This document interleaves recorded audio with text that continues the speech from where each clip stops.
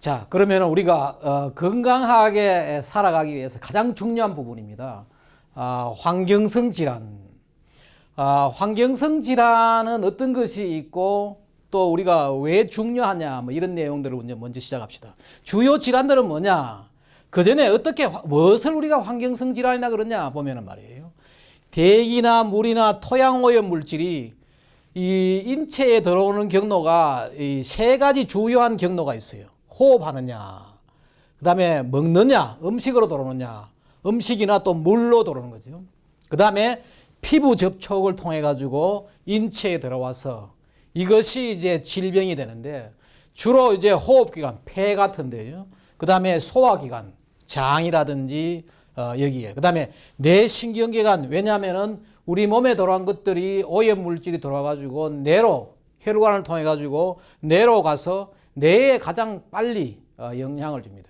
어지럼이라든지 공기가 안 좋으면은 말이에요. 어지럽고 하는 그런 뇌신경기관, 또 피부에 이런 피부 등이 주 대상기관이다. 피부는 대기오염과 직접 접촉하는 거죠. 또 어린아이들은 토양오염 물질도 피부에 직접 접촉하고 이런 거죠.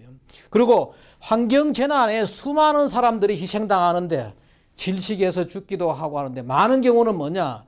이 환경성 질환에 걸려가지고 앓다가 희생당하기도 하고 굉장히 많은 이 환경성 질환에서 많은 인명피해를 초래하는 것이 바로 이거다. 환경재난에서 많은 인명피해를 초래하는 것이 바로 환경성 질환이다.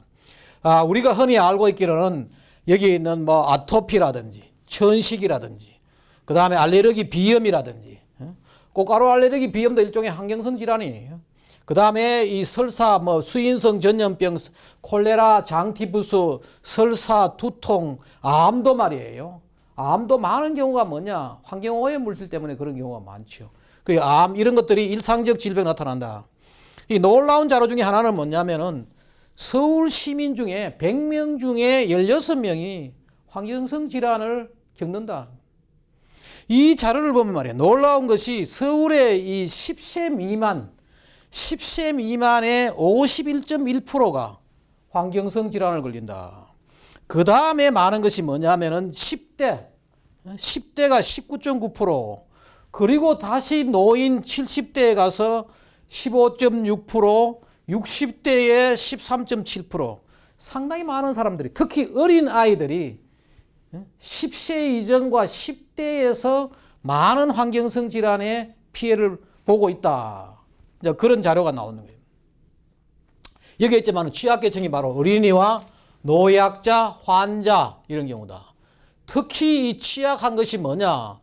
이 산업단지, 공장단지 같은 데 이런 데서 공장 있는 이런 곳에서 여러 가지 이 대기오염 물질 이거로 이제 피해를 당하고 탄광이라든지 특히 보면은 서울 같은 데는 레미콘 공장이라든지 무연탄 이런 데 나오는 이런 것들이 무연탄 저장고 탄고 이런 데가 이제 문제가 많이 되죠. 그런데 국가별로 지역별로 좀 차이가 있다. 후진국에서는 환경성 질환이 대부분 다 수인성 전염. 여전히 맑은 물을 깨끗한 물을 먹지 못해 가지고 설사병이라든지 콜레라, 장티푸스 다 환경성 질환이에요. 선진국에서는 뭐냐? 그런 문제는 좀 해결됐는데 아토피라든지 비염 같은. 근데 우리나라는 특이하게 한 뭐예요? 환경성 질환이 급증한다. 오래전부터 매스컴에서 계속 이야기가 되고 있어요. 지금 봐요. 2002년에부터 이렇게 갑자기 증가하고 아까 제가 봤지만 놀라운 것 중에 하나가 뭔가 하면은 9세 이하 아동 중에서 아토피를 한 번씩 걸려본 애들이 53%다. 천식이 41%다. 알레르기성 비염도 그렇다. 거기다가 조금 전에 그런 언급이 있었죠. 우리나라 여성의 10년간 사망 원인의 1위가 폐암이에요. 폐암. 이 폐암이 왜 그러냐? 바로 이 음식 문화 이런 데 문제가 있죠. 유방암도 이 중요한 환경성 질환이에요. 그 원인 중에 여러 가지 있죠. 그 중에 전자파도 하나 포함되지만은 그런 문제. 위암도 봐요. 우리나라의 대장암 발병률이 세계 평균에 비해 가지고 아시아 평균보다도 훨씬 높고 세계 평균보다도 배가 넘대요. 굉장히 높은. 이게 다 뭐냐? 먹는 물의 문제, 또 음식의 문제, 이런 것들이 있다. 지금도 상당히 많은 사람들은 왜 우리나라가 이렇게 생활 수준은 향상되는데 환경성 질환은 증가하느냐. 과거에 한때는 이걸 미스테리 현상이라고 얘기까지 했어요. 근데 추정해 보면은 이런 것들을 볼 수가 있어요. 미국 같은 데는 뭐냐? 미국의 환경부 EPA가 생기기 이전에 1967년이 그때 벌써 뭔가 하면은 미국의 국립환경보건원이라는 데가 환경 문제가 모든 질병의 근원은 환경이다. 이런 것들을 연구해가 여기 가서 뭐 하느냐? 여기에서 천식 문제, 유방암 문제, 또 노인 치매 현상까지도 이 환경 문제와 관련이 있다고 얘기하고, 그 다음에 자폐아도 과거에는 유전적인 줄 알았는데 지금 상당히 많은 것들이 환경적 요인이다.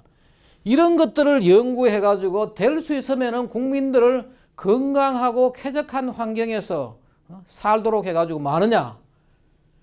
병을 안 걸리게 하는 거예요. 병을 안 걸리게 하는 것이 최고의 국가를 위하는 거고 그것이 최고의 국가의 부라 이런 생각을 하는데 지금 우리가 여기서 소홀히 한 거죠. 또 하나는 뭐냐? 이 중요한 자료예요. 지금 많은 사람들은 이걸 이야기해요. 지금 우리의 과학은 여기 가고 있어요. 일반 대중은 여기 있어요. 이 차이를 모르고 있는 거예요. 지금 끊임없이 과학은 발달하고 연에 수백 가지, 수천 가지의 새로운 화학물질이 나와가지고 사용되는데 우리는 그걸 모르고 있다. 그러다가 생긴 것이 뭐 가습기, 살균제 사건 이런 것들이 생기는 거예요. 과학은 여기 가는데 대중은 여기 머물러 있다. 이 갭을 누가 연결해 준다? 누가 다리를 놔주느냐? 그 다리를 놔주는 게 뭔가 하면 환경교육이 해야 돼요. 지금 학생들이 받고 있는 이런 교육들. 이 교육을 통해 가지고 결국은 우리가 뭐냐? 이 빨리 가고 있는 과학의 발달을 따라가야 되는데 그래야지 우리가 여기서 건강하고 쾌적한 환경에 살 수 있는데 그렇지 못하니까 뭔가 각종 화학물질에 노출되는 거죠. 그리고 또 국가에서는 법과 제도로 그걸 막아줘야 되는데 국가라는 것도 뭐예요? 전문성이 부족하고 거기에서 적극적으로 이 국민의 건강을 보호하겠다, 국민의 생활 환경을 보호하겠다고 나서지 않으면은 별 효과가 없는 거죠. 결국은 사건이 일어나면은 국가도 뒤로 빠지려고 하는 거예요. 이게 지금 현실이다. 그래서 지금 현재 우리나라에서 지금 주목하고 관리해야 될 것이 뭐냐? 바로 환경성 질환이에요. 그러면은 환경성 질환을 유발하는 주요 물질은 뭐냐? 뭐 여러 가지 물질이 있어요. 여기서 간단하게 우리 한번 봅시다. 유해 중금속들, 수원, 납, 카드뮴, 각종 중금속들이 여기저기서 사용되고 자연에 노출되고 우리 생활 주변에 있는 이런 것들이 다 환경성 질환을 일으키고, 또 하나가 뭐냐? 바로 이 팝스라는 거예요. 잔류성 유기오염 물질, persistent organic pollutant라는, 한 번 자연계에 나와가지고 분해되지 않고 계속 남아있는 그러한 물질. 바로 여기에 대표적인 게 DDT라든지 PCB라든지 이런 것들이 남아있고요. 그 말고 많이 들어봤을 거예요. 내분비계 장애 물질, 환경호르몬 같은, 최근에는 또 나노 물질이 나옵니다.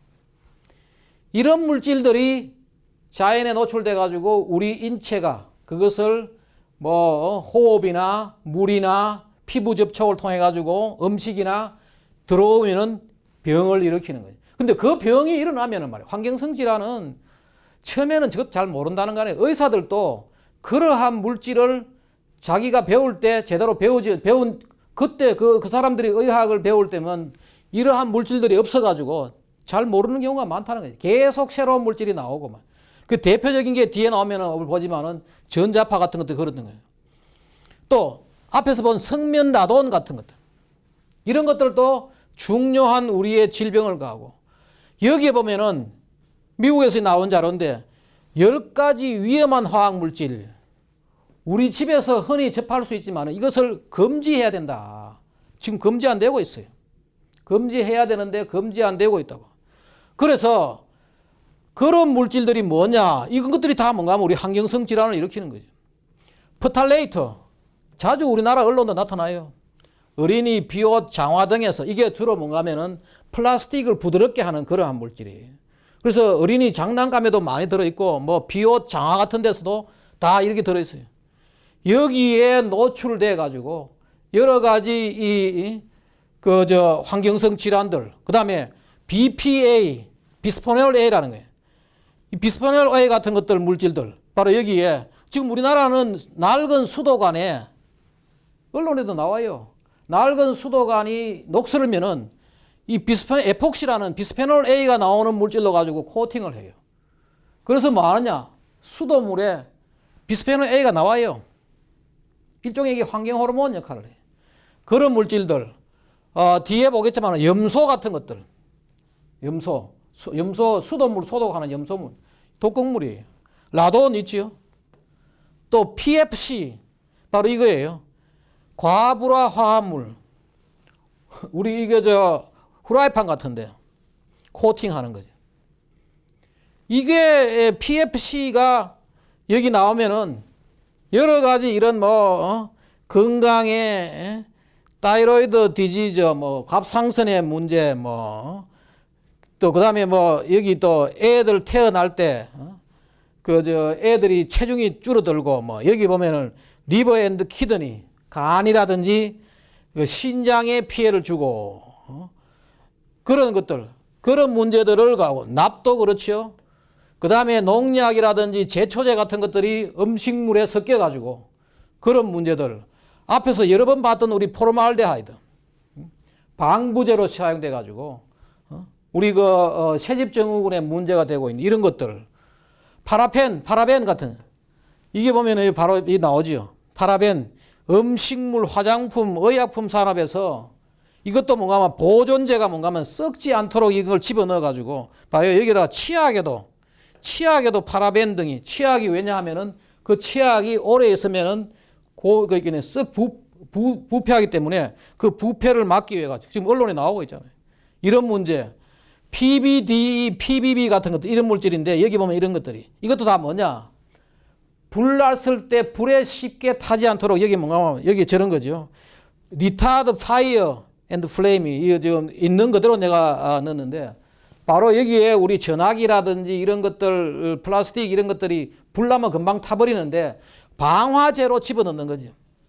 이런 것들이 노출됐을 때는 우리한테 질병으로 나오고 이런 것들이 계속해서 사용되고 있고, 그러니까 이런 우리가 쉽게 환경성 질환에 노출이 된다. 또 하나가 뭔가 하면은 우리나라에 많은 애들이 말이에요. 지금 봤죠? 9세 이전의 어린 아이들이 반 이상이 이 아토피에 한 번씩 다 걸린다. 옛날에는 그렇지 않은데 왜 그러냐? 근데 물론 아토피에 여러 가지 요인이 있어요. 여러 가지 요인이 있는데 음식에도 있고 공기에도 있고 또 사람 체질에도 있고 여러 가지 있는데 그 중에 중요한 것이 뭔가 하면은 수돗물의 염소예요. 근데 지금 우리는 아직도 이런 식으로 지금 뭘 하느냐 하면은 아리수에 염소가 잘 들어있으니까, 염소가 0.29mg per 리터 기준은 여기 있으니까 마셔라. 그런데 이 염소가 말이에요. 염소는 원래 독극물이에요. 앞에서 우리 수돗물 이야기하면서 했지만은 독극물인데 병균을 줄이기 위해서 소독을 해요. 근데 미량이 있을 때는 괜찮지만은 양이 많으면은 문제가 되고, 실제로 이게 염소가 있으면은 수돗물 맛도 떨어져요. 그래서 수돗물 같은 거는 끓여 먹으면은 날아가 버리가 덜 하는데, 근데 이 염소가 있는 수돗물로 가지고 뭐 하느냐? 어린아이들을 식히는 거지. 아주 굉장히 부드러운 피부를 식히니까 아토피가 있는 거지. 내가 이 이야기를 수돗물에 이 염소 때문에 염소가 아토피의 중요한 원인으로 이렇게 나와 있잖아요. 여기 보면은 염소가 부작용이 뭐가 있느냐? 아토피도 있고, 또 하나가 뭔가 하면 비듬 같은 것들, 또 하나가 이 머리가 쉽게 부서지고 하는 것들, 피부가 이렇게 가렵고 하는 것들, 그 다음에 건조한 피부, 이런 것들이 있기 때문에 염소를 제거하고 어린아이를 시키고 하는 것이 아토피를 줄이는 거라고 여러 번 이야기를 했어요. 내가 지난번에 한번 유튜브 방송을 했더만은 이 유튜브를 가지고 미국에서 우리 교포가 한번 보고 난 뒤에 이런 내한테 그걸 글을 보냈어요. 뭐냐? 자기 애가 생후 10개월 되는데 피부에 뾰루지가 났다. 그 UCLA 소아과에 갔더니만은 미국의 그 UCLA 대학교의 병원에 소아과에 갔더니만은 버짐이나 습진 같다. 그러면서 연고를 줬는데 이분이 이제 한국말을 잘 못해서 그런지 무좀약이라 번역을 했는데 연고를 주면서 발랐는데 1년 동안 발랐다는 거예요. 문제가 해결 안 되더라는 거예요. 그런데 내가 이것이 염소가 결국은 어린아이한테 수많은 아토피를 일으킨다. 그래서 우리나라에 지금 큰 문제다. 라고 했더니만은 이 사람이 이걸 보고 뭐냐. 바로 여기에 염소를 제거하는 필터를 달아가지고 했더니만은 일주일 만에 놀라운 결과가 나왔더라. 그래서 고맙다고 내한테 메일을 보내준 거예요. 이걸 왜 내가 그걸 보여주느냐. 우리가 그만큼 지금 환경에 대해서 모르고 있고 그러다 보니까 수많은 사람들이 불필요한 병에 걸리지 않아도 될 병에 지금 걸리고 있는 거예요. 환경 지식이 부족해가지고. 그죠? 그걸 내가 직접 보여주게. 지금 우리나라도 이걸 팔아요. 염소 제거 필터. 특히 어린아이들이 있는 집에서는 이 염소를 제거하고 해야 돼요. 지금 현재 내가 몇 가지 사례만 이야기했죠. 환경성 질환이 어떤 것이 있다. 원인이 무엇이다. 그리고 하나의 사례로 이 아토피 문제가 이런 사례도 있었다. 라고 얘기를 해주는데 이것 말고도 뭐 수많은 지금 환경성 질환이 나타나고 있고 실제로 우리가 지금 피해를 당하고 있다. 여기가 바로 우리 저거예요. 바로 환경성 질환에 대해 가지고 간략히 이야기한 겁니다.